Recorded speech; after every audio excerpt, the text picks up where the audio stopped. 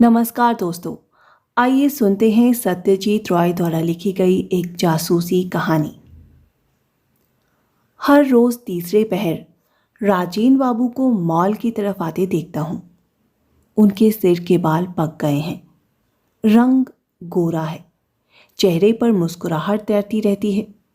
नेपाल और तिब्बत की पुरानी वस्तुओं की जो दुकान है, यहाँ कुछ थोड़ा वक्त गुजार कर फिर बाहर बेंच पर आधा घंटा गुजारते हैं और जब शाम होने को आती है वे अपने पहाड़ के मकान में लौट आते हैं। एक दिन मैं उनके पीछे पीछे जाकर उनका घर देख आया हूं। जब मैं फाटक के निकट पहुंचा, अचानक मेरी ओर मुड़कर बोले, तुम कौन हो? मैंने कहा, मेरा नाम तपेश बॉस है। अच्छा, ये लेमन जूस लो। ये कहकर उन्होंने सचमुच जेब से एक लेमन जूस निकालकर मुझे दिया और कहा, एक दिन सुबह मेरे घर पर आओ, मेरे पास अनेक मुखौटे हैं, तुम्हें दिखाऊंगा। वही राजेन बाबू इतनी मुसीबतों में फंस सकते हैं, इस पर कौन विश्वास करता।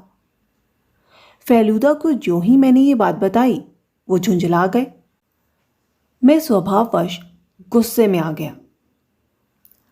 अच्छा ठीक है, अब ये बता कि किस तरह की मुसीबत है, और तू तो बिल्कुल बालक है और तुझे विपत्ति की बात कैसे मालूम हुई? मैं बच्चा नहीं हूं, मेरी उम्र 13.5 वर्ष है। सच कहूं तो हर्ज ही क्या है, बात सचमुच मेरे जानने की नहीं थी। मैं मॉल की बेंच पर बैठा था। चूंकि रविवार था और बैंड बजने वाला था, इसीलिए मैं सुनने के लिए बैठा था। मेरी बगल में 3 कौड़ी बाबू बैठे थे, जो राजेन बाबू का मकान किराए पर लेकर गर्मी की छुट्टी बिताने आए थे। तभी राजेन बाबू हाफते हुए आए और चेहरे पर उदासी लिए 3 कौड़ी बाबू की बगल में धम से बैठ गए। उसके बाद अपनी चादर से बदन का पसीना पोंछने लगे। 3 कौड़ी बाबू ने अखबार रखकर पूछा, क्या हुआ, चढ़ाई चढ़कर आए हैं क्या? नहीं साहब, एक इनक्रेडिबल बात हुई है। इनक्रेडिबल शब्द से मैं परिचित था। फेलूदा इस शब्द को अक्सर प्रयोग में लाते थे और इसका अर्थ है अविश्वसनीय। 3 कौड़ी बाबू ने पूछा, क्या बात है? राजेन बाबू ने एक मुड़ा हुआ कागज जेब से निकालकर 3 कौड़ी बाबू के हाथ में थमाया। मैं समझ गया कि ये एक पत्र है। मैंने अवश्य ही उस पत्र को नहीं पढ़ा था, बल्कि मैं उल्टी दिशा में अपना मुंह घुमाकर गुनगुनाते हुए इस तरह का भाव प्रदर्शित कर रहा था जैसे बड़े बुजुर्गों की बातों में मुझे कोई दिलचस्पी नहीं है। मगर पत्र ना पढ़ने के बावजूद मैंने 3 कौड़ी बाबू की बातें सुन ली थी। सचमुच इनक्रेडिबल है। आप पर किसे इतना आक्रोश हो सकता है कि आपको इस प्रकार धमकी भरा पत्र लिखे? राजेन बाबू ने कहा, यही तो सोच रहा हूं, सच कहने में हर्ज ही क्या, मैंने कभी किसी की हानि नहीं की, ऐसा याद भी नहीं। 3 कौड़ी बाबू ने राजेन बाबू की ओर झुककर फुसफुसाते हुए कहा, बाजार में इन बातों की चर्चा ना करना ही बेहतर है, घर चलिए। और दोनों बूढ़े उठकर खड़े हो गए। फेलूदा घटना के बारे में सुनकर कुछ देर तक खामोश बैठे रहे और फिर हमने राजेन बाबू से मिलने का निश्चय किया। उनके घर पहुंचकर फेलूदा ने बेल बजाई। नेपाली नौकर ने दरवाज़ा खोल दिया। हम अंदर चले गए। बैठक में पहुंचे तो पुराने ढर्रे का बड़ा ही खूबसूरत लकड़ी का मकान था। सुना था राजेन बाबू रिटायर्ड होकर 10 वर्षों से दार्जिलिंग में रह रहे थे और कलकत्ता के नामी वकील रह चुके थे। कमरे में जितनी भी मेज कुर्सियां थी सभी पेंट की थी और जो चीज़ें सबसे अधिक ध्यान आकर्षित कर रही थी वे थी दांत पीसते हुए मुखौटों की कतार, जिनकी आंखों में क्रोध का भाव था। इसके अलावा पुरानी ढाल, तलवार, फरसा, थालियां और गुलदस्ते वगैरह। हम दोनों बेंत की कुर्सियों पर बैठ गए। राजेन बाबू कमरे के अंदर आई। मैंने आश्चर्य के साथ देखा फेलुदा ने उठकर उन्हें प्रणाम किया और कहा, पहचाना आपने? मैं जय कृष्ण मित्र का लड़का फेलू हूं। शुरू में राजेन बाबू के माथे पर सलवटें उभर आईं। उसके बाद सहज स्थिति में आकर हंसते हुए बोले, वाह, तुम तो कितने बड़े हो गए हो। कब आए? घर पर कुशल है ना? तुम्हारे पिताजी आए हैं? फेलुदा उत्तर दिए जा रहे थे और मैं मन ही मन कह रहा था, बड़ा अन्याय है। फेलुदा ने कभी नहीं बताया कि वे राजेन बाबू को पहचानते हैं। फेलुदा ने अपने गले को खंखार कर अब मुझसे सुनी हुई बात बताई। आपने मेरे पिता के मुकदमे में जिस तरह की सहायता की थी, उसके बदले इस मुसीबत में मैं अगर कुछ कर सकूं तो। राजेन बाबू के मनोबल को देखने से पता चला कि सहायता मिलने पर उन्हें खुशी होगी, मगर वे कुछ बोले इससे पहले ही 3 कौड़ी बाबू ने कमरे के अंदर प्रवेश किया। उनके हांफने का सिलसिला देखकर लगा कि वे घूम फिर कर आए हैं। राजेश बाबू ने उनसे हमारा परिचय कराते हुए कहा, मेरा मित्र ज्ञानेश सेन एडवोकेट 3 कौड़ी बाबू का पड़ोसी है। ये सुनकर कि मैं मकान किराए पर लगाने जा रहा हूँ, ज्ञानेश ने ही इन्हें मेरे यहाँ आने को कहा। शुरू में उन्होंने होटल में ठहरने के बारे में सोचा था। 3 कौड़ी बाबू ने हंसते हुए कहा, मुझे अपने चुरुट की सनक के कारण भय लग रहा था और ये भी हो सकता था कि राजेन बाबू चुरुट की गंध बर्दाश्त नहीं कर पाते हो, इसीलिए ये बात मैंने अपने प्रथम पत्र में सूचित कर दी थी। फेलुदा बोले, तो क्या आप हवा पानी बदलने के ख्याल से आए हैं? हाँ, मगर हवा की कमी ही ज़्यादातर महसूस हुई है। लोग उम्मीद करते हैं कि पहाड़ में कुछ और ज़्यादा सर्दी रहती होगी। शायद आपको संगीत का शौक है। 3 कौड़ी बाबू ने आश्चर्य में आकर हंसते हुए कहा, ये बात तुम्हें कैसे मालूम हुई?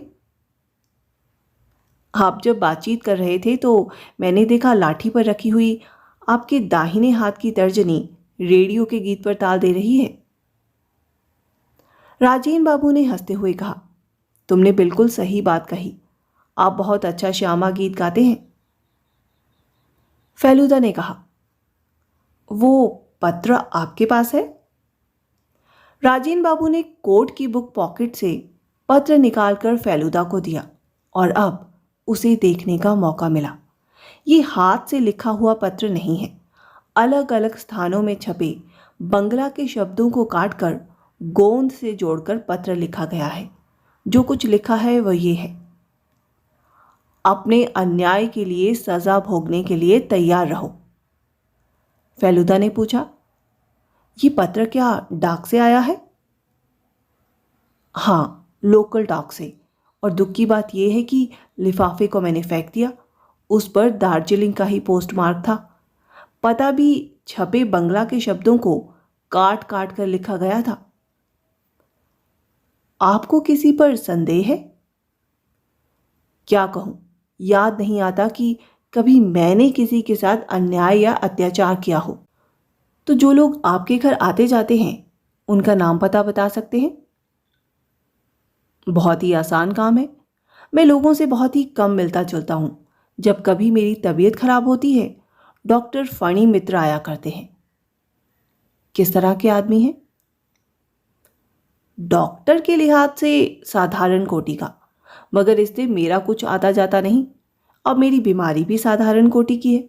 जब से मैं दार्जिलिंग आया हूं, जुकाम या बुखार के अलावा मुझे कुछ नहीं हुआ। चिकित्सा करने पर आपसे पैसा लेते हैं? लेते हैं। इसके अलावा मुझे पैसे की कोई कमी नहीं है। मैं व्यर्थ में एहसान क्यों लूं? और कौन कौन आते हैं? आजकल खुशहाल नामक एक व्यक्ति आते जाते हैं। ये देखो। मैंने दरवाजे की ओर मुड़कर देखा। गोरे रंग मझले कद का एक आदमी सूट पहने मुस्कुराते हुए कमरे के अंदर आ रहा था। अभी अभी आपका नाम लिया गया है। आपको भी मेरे जैसे ही पुरानी वस्तुओं का शौक है, और यही बात मैं इस नौजवान से कहने जा रहा था। नमस्कार वगैरह के बाद मिस्टर घोषाल, पूरा नाम अवनी मोहन घोषाल, राजेन बाबू से बोले, आपको आज दुकान पर नहीं देखा, इसलिए सोचा एक बार मिल लूं। राजेन बाबू ने कहा, आज तबीयत ठीक नहीं थी। ये बात मैं समझ गया कि राजेन बाबू मिस्टर घोषाल से पत्र की बाबत कुछ कहना नहीं चाहते। घोषाल बोले, अगर आप दरअसल मैं आपके तिब्बती घंटे को एक बार देखना चाहता था। ठीक है, मेरे निकट ही है। राजेन बाबू घंटा लाने के लिए बगल के कमरे में चले गए। फेलूदा ने घोषाल से पूछा, आप क्या यहीं रहते हैं? वे दीवार से एक फरसा उतार कर उसे देखते हुए बोले, मैं किसी जगह ज्यादा दिनों तक नहीं रहता हूं। अपने कारोबार के चलते मुझे बहुत घूमना पड़ता है। मैं क्यूरियो का संग्रह करता हूं। घर लौटने के समय फेलूदा से पूछने पर पता चला कि क्यूरियो का अर्थ है दुष्प्राप्य पुरानी वस्तुएं। राजेन बाबू घंटे को लेकर आए। देखने में एक अजीब जैसी वस्तु लग रही थी। उसके नीचे का हिस्सा चांदी का था, हत्था तांबे और पीतल को मिलाकर बनाया था और ऊपरी हिस्से में लाल नील पत्थर जड़े थे। घोषाल बाबू ने अपनी आंखों को सिकोड़कर घंटे को इधर उधर घुमाकर बहुत देर तक देखा। किस तरह का मालूम हो रहा है? सचमुच आपने बाजी मार ली है। एकदम पुरानी वस्तु है। घोषाल बाबू के चले जाने के बाद फेलूदा ने राजेन बाबू से कहा, कुछ दिनों तक आप बाहर मत निकलिएगा और सावधानी से रहना। ठीक है, लेकिन जानते हो कठिनाई क्या है? उस पत्र की बातें इतनी अविश्वसनीय है कि इसे सीरियसली नहीं ले पा रहा हूं। लगता है जैसे कोई मजाक है। फेलूदा ने 3 कौड़ी बाबू की ओर मुड़कर कहा, आप ज्यादातर घर पर ही रहते हैं? सुबह शाम जरा इधर उधर टहल कर वापस चला आता हूं, बस इतना ही। मगर विपत्ति आ भी जाए तो मैं बूढ़ा आदमी ज्यादा से ज्यादा क्या कर सकता हूं? मैं 64 वर्ष का हूं। राजेन बाबू से बस 1 वर्ष छोटा। हम लोग जहां बैठे थे उसकी विपरीत दिशा में एक फायर प्लेस था। फायर प्लेस के ऊपर एक आला था और आले के ऊपर फ्रेमों में मढ़ी 3 तस्वीरें थी। फेलूदा उसी तरफ चले गए। पहली तस्वीर को दिखाते हुए राजेन बाबू बोले, ये मेरी पत्नी है। विवाह होने के बाद 4 वर्ष बाद ही इसकी मृत्यु हो गई थी। दूसरी तस्वीर मेरे हम उम्र एक बालक की थी। उसके बदन पर वेलवेट का कोट था। फेलूदा ने पूछा, ये किसकी तस्वीर है? राजेन बाबू ने कहकहा लगाते हुए कहा, समय के प्रभाव से मनुष्य के चेहरे पर किस तरह का अजीब परिवर्तन आ सकता है, उसे समझाने के लिए ये तस्वीर है। मेरे बचपन की तस्वीर। उन दिनों मैं बाकुड़ा के मिशन स्कूल में पढ़ता था और मेरे पिता बाकुड़ा में मजिस्ट्रेट थे। सचमुच राजेन बाबू का बचपन में खासा खूबसूरत चेहरा था। इतना जरूर है कि तस्वीर देखकर भुलावे में मत आना। शैतान लड़के के नाम से तब मेरी बदनामी फैली हुई थी। ना केवल शिक्षकों को बल्कि छात्रों को भी मैं परेशान किया करता था। एक बार खेल कूद के दिन 100 गज की दौड़ में सबसे अच्छे रनर को लंगड़ी मारकर गिरा दिया था मैंने। तीसरी तस्वीर फेलूदा के हमउम्र एक युवक की थी। राजेन बाबू ने बताया कि ये उनके इकलौते बेटे प्रवीण की तस्वीर है। अब वे कहाँ हैं? मालूम नहीं। बहुत दिनों से देश के बाहर रह रहा है। आपसे पत्र व्यवहार नहीं करते? नहीं। फेलूदा ने दरवाजे की ओर बढ़ते हुए कहा, बड़ा ही इंटरेस्टिंग केस है। 3 कौड़ी बाबू ने फेलूदा से कहा, तुम्हारी ऑब्जर्वेशन का सामर्थ्य देखकर मैं सचमुच ही इम्प्रेस हुआ हूं। मैंने भी बहुत सी जासूसी पुस्तकें पढ़ी हैं। इस पत्र के मामले में हो सकता है मैं थोड़ी बहुत मदद कर सकूं। छपे हुए कागज के टुकड़ों को काट काट कर ये जो पत्र लिखा गया है, इसमें से कौन सी बात समझ में आती है? फेलूदा कुछ देर तक सोचते रहे और फिर बोले, नंबर 1, कागजों को संभवतः ब्लेड से काटा गया है, कैंची से नहीं। और नंबर 2, शब्दों को बहुत तरह तरह की किताबों से लिया गया है, क्योंकि हरूफों और कागजों में अंतर है। और उन पुस्तकों के बारे में तुम्हारा क्या विचार है? पत्र के 2 शब्द सजा और तैयार लगता है अखबार से काटे गए हैं। जिस गोंद से चिपकाया गया है उसके बारे में तुम्हारी क्या धारणा है? उसकी गंध ग्रिपेक्स गोंद की तरह है। बिल्कुल सही पता लगाया है। लेकिन पता लगाने के मामले में आप मुझसे कोई पीछे नहीं हैं। 3 कौड़ी बाबू ने हंसते हुए कहा, मगर मैं जब तुम्हारी उम्र का था तब डिटेक्टिव शब्द का अर्थ जानता था या नहीं, इस पर मुझे संदेह है। घर लौटते वक्त फेलूदा ने कहा, ये मैं नहीं जानता हूं कि राजेन बाबू के रहस्य के उद्घाटन में सफल हो पाऊंगा या नहीं, लेकिन इस सिलसिले में 3 कौड़ी बाबू से परिचित होने का मौका मिल गया। मैंने कहा, तो फिर वे ही इस मामले की खोज पड़ताल क्यों नहीं करते? जैसी बुद्धि उनकी है वैसी बुद्धि 3 कौड़ी बाबू की नहीं है। बीच बीच में 3 कौड़ी बाबू भले ही सहायता करें, किंतु असली काम फेलूदा ही करेंगे। अपराधी कौन है फेलूदा?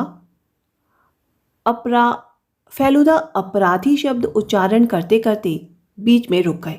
देखा, उनकी दृष्टि एक व्यक्ति का पीछा कर रही है। उस आदमी को देखा?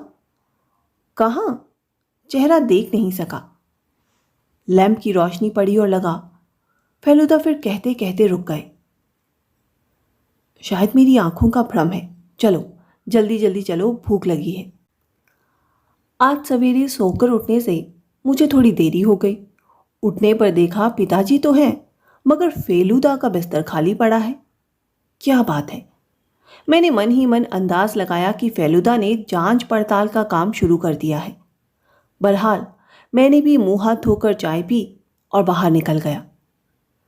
रोड पर टैक्सी के पड़ाव के पास पहुंचने पर फेलूदा से मुलाकात हो गई। वाह जी वाह, मुझे छोड़कर चले आए?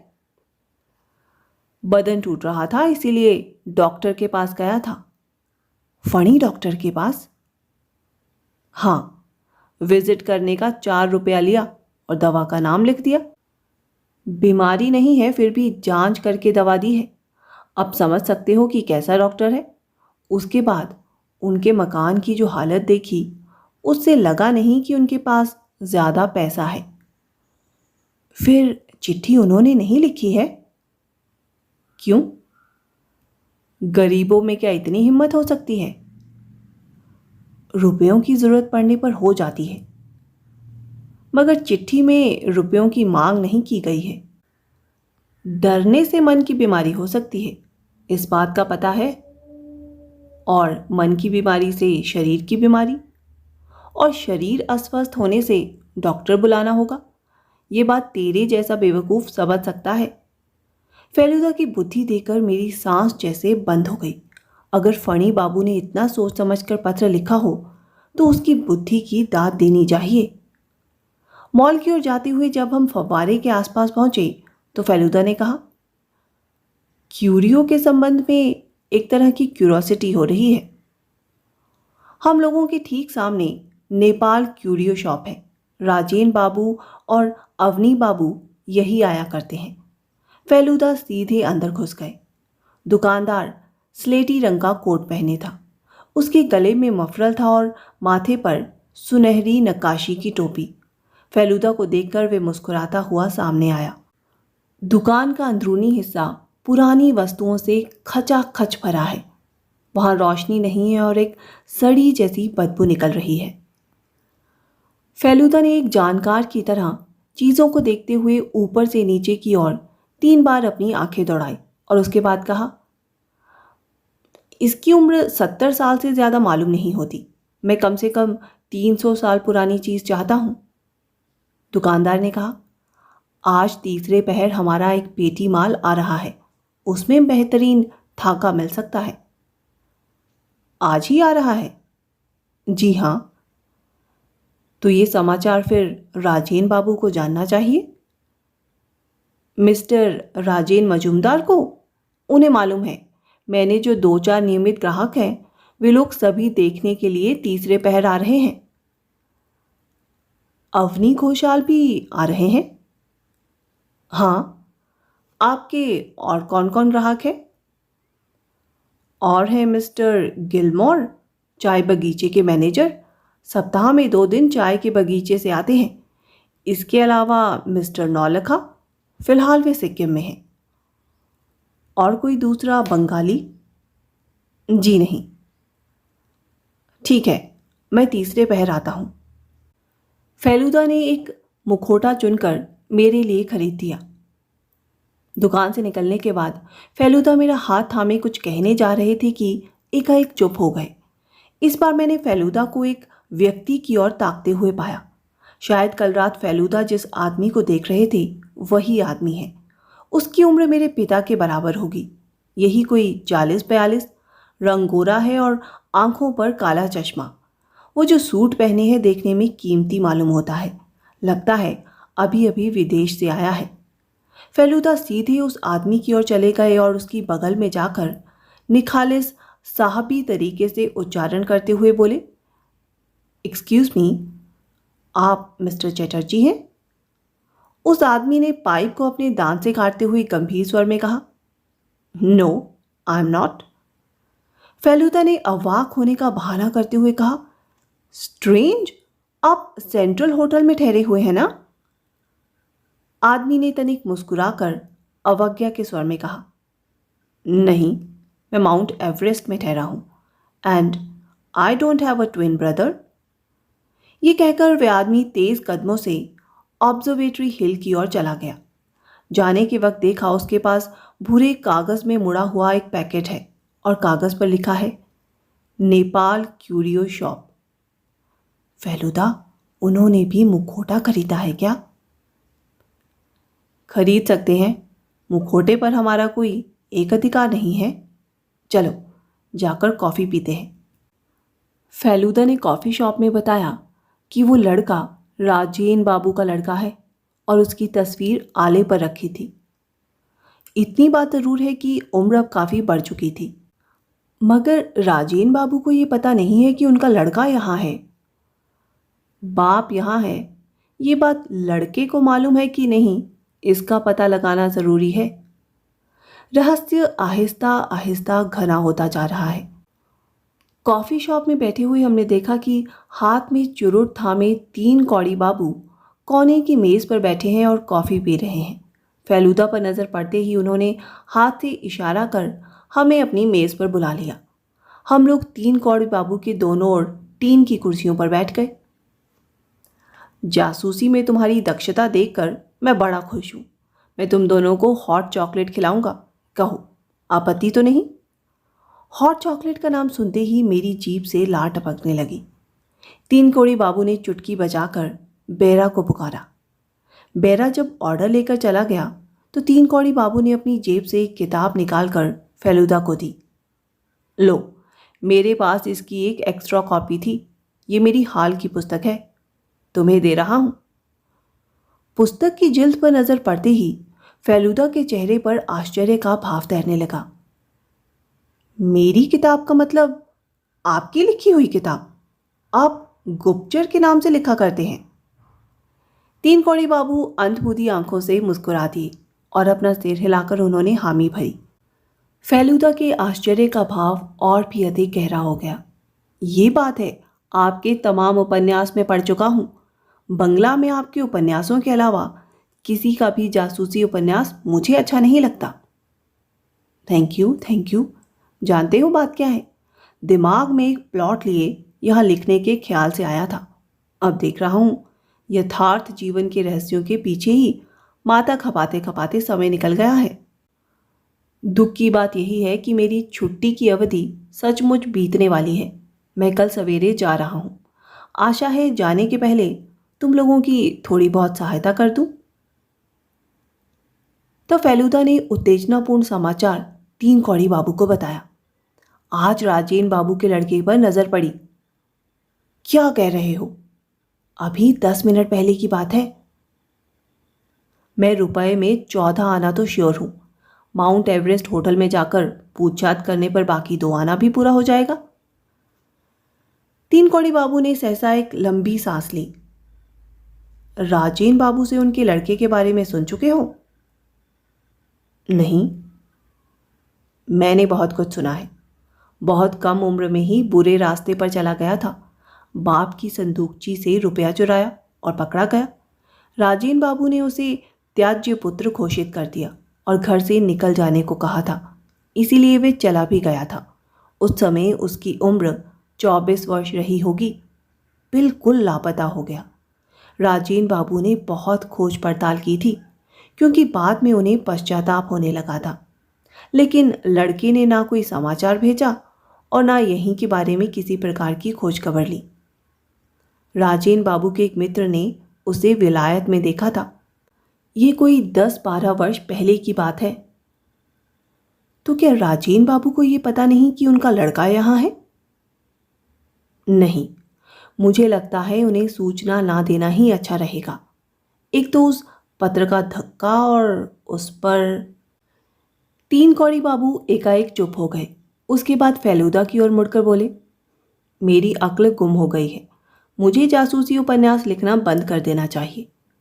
फेलूदा ने हंसते हुए कहा, कहीं आप ये तो नहीं सोच रहे कि प्रवीण मजूमदार ने ही ये पत्र लिखा है? एग्जैक्टली।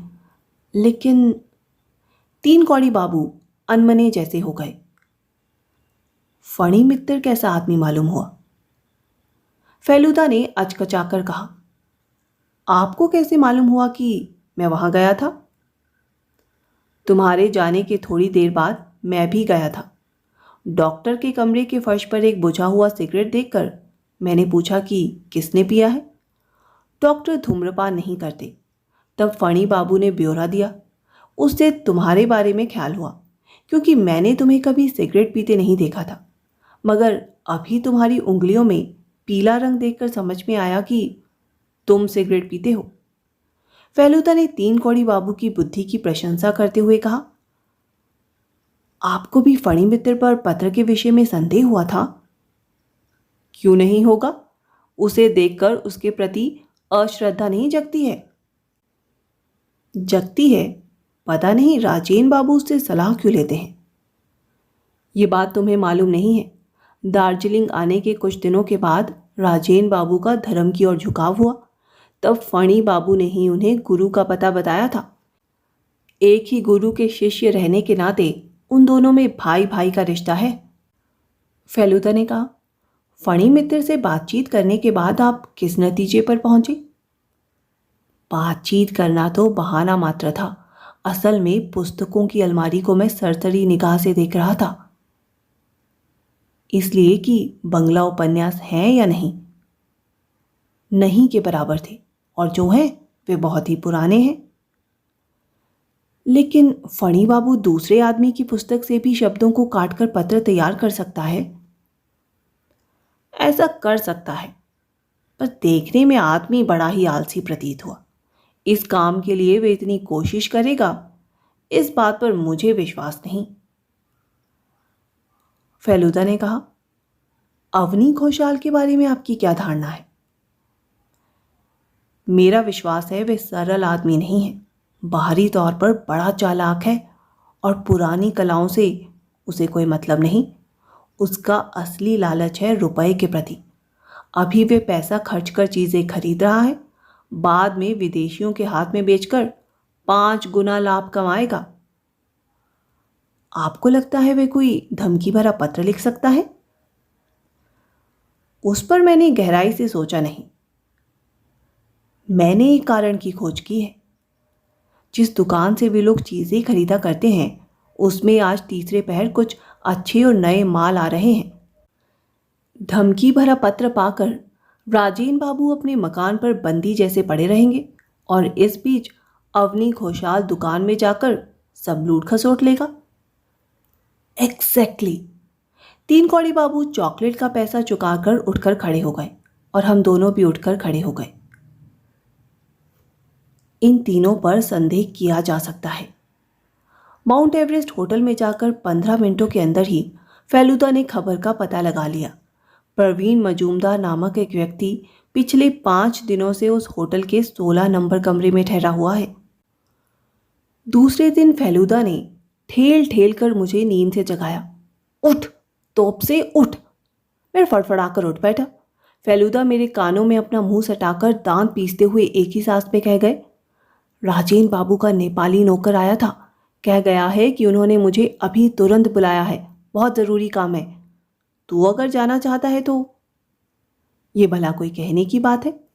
जब हम 15 ही मिनटों में राजेन बाबू के घर पर पहुंचे तो उन्हें बुझे हुए चेहरे में खाट पर लेटे हुए पाया। फणी मजूमदार उनकी नब्ज टटोलते हुए खाट की बगल में बैठे थे और 3 कौड़ी बाबू ऐसी भयंकर सर्दी में भी पंखा झल रहे थे। फणी बाबू जब नाड़ी की परीक्षा कर चुके, राजेन बाबू ने तकलीफ के साथ एक लंबी सांस ली और बोले, कल रात 12 बजने के थोड़ी देर बाद मेरी नींद खुल गई और बिजली की रोशनी में मैंने अपने चेहरे के ठीक सामने I saw masked face. Masked face? मुखौटा लगा चेहरा। राजेन बाबू ने सांस ली। देखा, फणी मित्र प्रिस्क्रिप्शन लिख रहे हैं। उस पर नजर पड़ने पर मैंने चिल्लाने की कोशिश की मगर मेरे गले से आवाज नहीं निकली। आपकी कोई चीज चोरी हुई है? नहीं, पर मेरा विश्वास है कि मेरे तकिए के नीचे से चाबियों का गुच्छा निकालने के लिए वह मेरी तरफ झुका था। मेरी नींद खुल जाने के कारण खिड़की से कूदकर। उफ, हॉरिबल, हॉरिबल। फणी डॉक्टर ने कहा, आप उत्तेजित मत होइए, मैं नींद की दवा दे रहा हूं, आपको कंप्लीट रेस्ट की जरूरत है। फणी बाबू उठकर खड़े हो गए। फणी बाबू, कल रात आप रोगी देखने गए थे, आपके कोट के पीछे कीचड़ के छींटे लगे हैं। फणी बाबू ने बिना घबराए कहा, डॉक्टर का जीवन कैसा होता है आप जानते हैं। दुखियों की सेवा के लिए जब अपना जीवन न्योछावर कर दिया है, पुकार जब भी आए निकलना ही होगा, चाहे आंधी हो, पानी बरसे या बर्फ गिरे। फणी बाबू अपनी फीस लेकर चले गए। राजेन बाबू अब सीधे होकर बैठ गए और बोले, तुम लोगों के आ जाने से मैं अपने आप को स्वस्थ महसूस कर रहा हूं। मैं बहुत घबरा गया था। फेलुदा और 3 कौड़ी बाबू राजेन बाबू का हाथ थामकर उन्हें बैठक में ले आए। 3 कौड़ी बाबू ने कहा, स्टेशन फोन किया था कि किसी तरह ये इंतज़ाम हो जाए कि 2 दिन बाद मैं रवाना हो सकूं। रहस्य का पर्दाफाश किए बगैर जाने की इच्छा नहीं हो रही है, लेकिन वहाँ से सूचना मिली कि अगर मैं इस टिकट को कैंसिल कराता हूँ तो 10 दिनों के पहले बुकिंग नहीं मिलेगी। ये सुनकर मुझे अच्छा ही लगा। मैं चाहता था कि फेलुदा अकेले ही जासूसी का काम करें। 3 कौड़ी बाबू ने फेलुदा का काम पहले ही बहुत कुछ आसान कर दिया था। राजेन बाबू बोले, बात थी कि मेरा नौकर पहरा देगा, मगर मैंने खुद उसे कल 10 बजे छुट्टी दे दी थी। उसके घर पर उसका बाप बहुत बीमार है, उसकी हालत मरने मरने पर है। फेलुदा ने पूछा, मुखौटा कैसा था याद है? बिल्कुल साधारण नेपाली मुखौटा था। दार्जिलिंग शहर में अगर तलाश की जाए तो कम से कम 300-400 मिल जाएंगे। मेरे इसी कमरे में उस तरह के 5 मुखौटे हैं। वो रहा। फेलुदा ने मुझे कल वही चीज़ खरीदी थी। 3 कौड़ी बाबू ने अब तक ज़्यादा बातें नहीं की। अब वे बोले, मेरी राय में अब पुलिस को सूचना भेजनी चाहिए। सुरक्षा भी अब ज़रूरी हो गई है। कल जो कुछ घटित हुआ उसे मजाक के तौर पर नहीं लिया जा सकता। फेलू बाबू, तुम अपनी मर्जी के मुताबिक खोज पड़ताल जारी रख सकते हो। तुम्हें उसमें कोई अड़चन नहीं डालने जा रहा, लेकिन हर चीज़ पर गौर करने के बाद कह सकता हूँ कि पुलिस की सहायता लेना ज़रूरी है। राजेन बाबू, आप अपने घंटे को सावधानी से रखा कीजिए। हम लोग जब उठने लगे तो फेलुदा ने राजेन बाबू से कहा, 3 कौड़ी बाबू तो जा रहे हैं, इसका मानी आपका ये कमरा खाली हो रहा है। हम लोग अगर आज रात उस कमरे में आकर रहें तो आपको कोई आपत्ति तो नहीं? बिल्कुल नहीं, आपत्ति क्या हो सकती है? तुम मेरे अपने सगे जैसे हो और सच कहने में हर्जी क्या। मैं जितना बूढ़ा होता जा रहा हूँ मेरा साहस भी उसी अनुपात में कम होता जा रहा है। बचपन में जो शरारती होता है बुढ़ापे में उसकी हिम्मत कम हो जाती है। तीन कौड़ी बाबू ने फेलूदा से कहा कि वह उन्हें छोड़ने के लिए स्टेशन तक जाएगा। लौटते वक्त जब हम नेपाल क्यूरियो शॉप की बगल से जा रहे थे तो हमारी आंखें दुकान के अंदर गई। देखा, दो आदमी दुकान के अंदर खड़े होकर माल देख रहे थे और आपस में बातचीत कर रहे थे। देखकर लगा वे दोनों एक दूसरे से बहुत दिनों से परिचित हैं।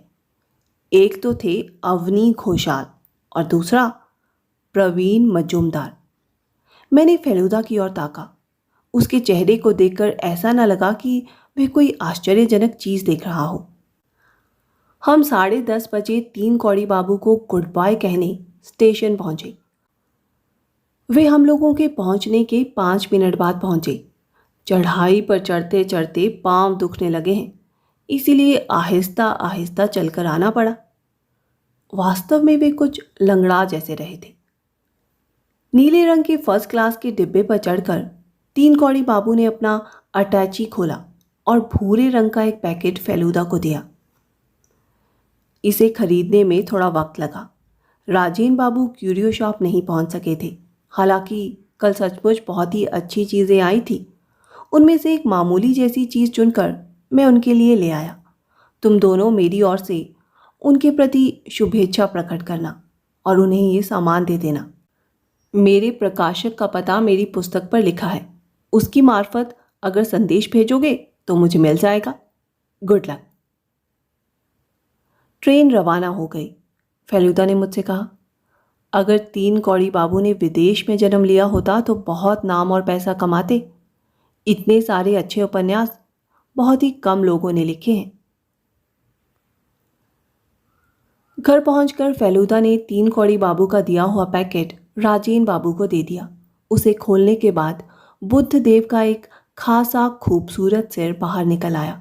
उसे देखकर राजेन बाबू की आंखें छलछला आई। वे रुंधे स्वर में बोले, बहुत ही अच्छी चीज़ है, बहुत ही अच्छी। फेलूदा ने पूछा, पुलिस आई थी? मत पूछो, आकर बेहद जिरह कर गई। ये नहीं जानता हूं कि क्या पता लगा गई। पहरा देने के लिए एक आदमी रहेगा। अब यही एक निश्चिंतता की बात है। सच कहने में हर्ज ही क्या। तुम लोग ना भी आते तो काम चल जाता। वैसे मेरा नौकर बड़ी ही अच्छी रसोई पकाता है। आज मुर्गे का मांस बनाने को कहा है। हमारे ठहरने का कमरा हमें दिखाकर राजेन बाबू अपने कमरे में चले गए। फेलूदा चट से खाट पर लेट गया।